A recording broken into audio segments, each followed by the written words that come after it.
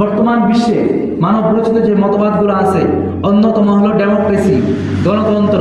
এর মূল হলো মেজরিটি রুল, সংখ্যাগরিষ্ঠের শাসন, সংখ্যাগরিষ্ঠের আইন, সংখ্যাগরিষ্ঠ মানুষ যেটা বলবে ওটাই আইন। এই যে আমাদের বর্তমান নির্বাচন চলছে, প্রতিশ্রুতি দিচ্ছে জনগণ যদি এটা চায় এটা হবে, জনগণ যদি চায় হবে, জনগণ যদি সব, আপনি একটা আইন চান, ধরে নেন এই যে কাদিয়ানির অমুসলিম, আপনি রাষ্ট্রের কাছে বলেন, একটা দলের বড় দল তার কাছে বলেন যে কাদিয়ানির অমুসলিম ঘোষণা করতে হবে, তারা বলবে আমরা পার্লামেন্টে যাব, এরপরে আইন প্রণয়ন করব, যদি সংখ্যাগরিষ্ঠ মানুষ হা বলে তাহলে আইন হবে, না হলে হবে না। এটাই তো বর্তমান প্রচলিত গণতন্ত্র। এই বিশ্বাস করে যদি কেউ সংসদে যায়, এই বিশ্বাস করে, এই বিশ্বাসের উপর ভিত্তি করে যদি কেউ রাষ্ট্র পরিচালনা করে, তাহলে এটা কুফরি।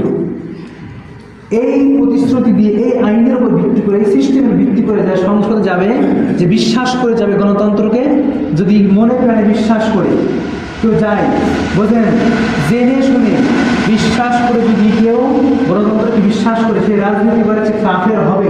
আমি বললাম সে কাফের হবে। আপনারা কি বিশ্বাস করলেন? যদি বিশ্বাস করেন, তাহলে আজ থেকে যারা বলে যে গণতন্ত্র, আমরা গণতন্ত্র প্রতিষ্ঠা করব, গণতন্ত্রের জন্য আন্দোলন করি, তাহলে সে কাফের। বিশ্বাস করেন? আমি বলছি বিশ্বাস করতে হবে। এখন আপনি যদি না করেন, আমি কি জোর করে ঘাট ধরে করাবো? করাবো না। আল্লাহ বলল যদি আপনি সংখ্যা গরিষ্ঠ মানুষকে অনুসরণ করেন, তাহলে তারা আপনাকে সঠিক পথ থেকে বিচ্যুত করে দেবে। কথাটা কে বলেছে? আল্লাহ বলেছে। যদি সংখ্যা গরিষ্ঠকে অনুসরণ করেন, তারা আপনাকে সঠিক পথ থেকে বিচ্যুত করে দেবে। আল্লাহ বলেছেন বিচ্যুত করে দেবে। গণতন্ত্র কি বলে? সংখ্যাগরিষ্ঠ যেটা ওটাই সঠিক, এটাই তো গণতন্ত্র। মদের লাইসেন্স, মদ আল্লাহ পাক হারাম করেছেন, মদের লাইসেন্স বৈধ যদি সংসদের অধিকাংশ মানুষ সদস্য বলে যে বৈধ, তাহলে বৈধ। মানুষের এই ক্ষমতা আছে আইন প্রণয়ন করা? না। প্রচলিত সিস্টেম এ কথা বলেই সংসদে যায় যে আমরা আইন প্রণয়ন করব। আইন প্রণয়ন করা মানুষের করার ক্ষমতা আছে? নেই। আল্লাহ পাক তো নিজে ঘোষণা দিয়ে মানুষ সৃষ্টি করেছেন, এই ঘোষণা দিয়ে যে ওয়াইজ ক্বালা রাব্বুকালিল মালাইকাতি ইন্নী জাইলুন ফিল আরদি খলিফা। আইন প্রণয়ন তিনি আগেই করে রেখেছেন, লাউহে মাহফুজের মধ্যে আগেই লিপিবদ্ধ করে রেখেছেন।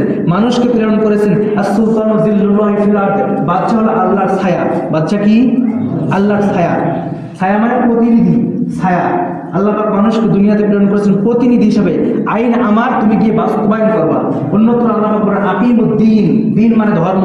আমি যে ধর্ম ব্যবস্থা দিয়েছি, ধর্ম দিয়েছি, আমি যে আইন কানুন দিয়েছি, এগুলো প্রতিষ্ঠা করবা, প্রণয়ন করবা না। প্রতিষ্ঠা আর প্রণয়ন পার্থক্য আছে না? আছে। আইন তৈরি করা আর আইন প্রতিষ্ঠা করা পার্থক্য আছে? পার্থক্য আছে। প্রচলিত সিস্টেম আইন প্রণয়ন করে, নিজের সুবিধা মতো আইন প্রণয়ন করে। মেজরিটি রুল, সংখ্যাগরিষ্ঠ মানুষ যেটা বলবে ওটা প্রণয়ন করবে, ওটা প্রতিষ্ঠা করবে। এটা কি কুফর না ঈমান? কুফর। আর মুসলিম, যে মুসলিম সে কি করবে? আল্লাহ যে আইন দিয়েছেন আকিমুদ্দিন, ওটা প্রতিষ্ঠা করবে। সে সংসদে যাবে, মদের ব্যাপারে কথা উঠবে, মদ খাওয়া যাবে কি যাবে না, সে বলবে মদ হারাম করেছেন আল্লাহ পাক, মদ হারাম, এটা প্রতিষ্ঠা করো। মদ হারাম, এটা প্রতিষ্ঠা করো। আর প্রচলিত গণতন্ত্র কি বলবে? সংখ্যাগরিষ্ঠ মানুষ কি বলে, অধিকাংশ মানুষ কি চায়, যদি বৈধ তাহলে বৈধ করে দাও। এটা হচ্ছে গণতন্ত্র সিস্টেম। চোর, যে মুসলিম সে সংসদে যাবে, যে সে বলবে যে কোরআনে আছে চোরের হাত কাটো, উভয় হাত কেটে দাও। যে চুরি করবে, মহিলা হোক পুরুষ হোক, হাত কেটে দাও।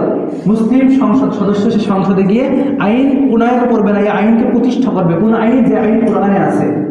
আর যে মুসলিম না বলতে এটাই বুঝলেন যে খাঁটি ইমানদার, সে সংসদে যাবে এই হাত কাটার বিধান প্রতিষ্ঠা করার জন্য।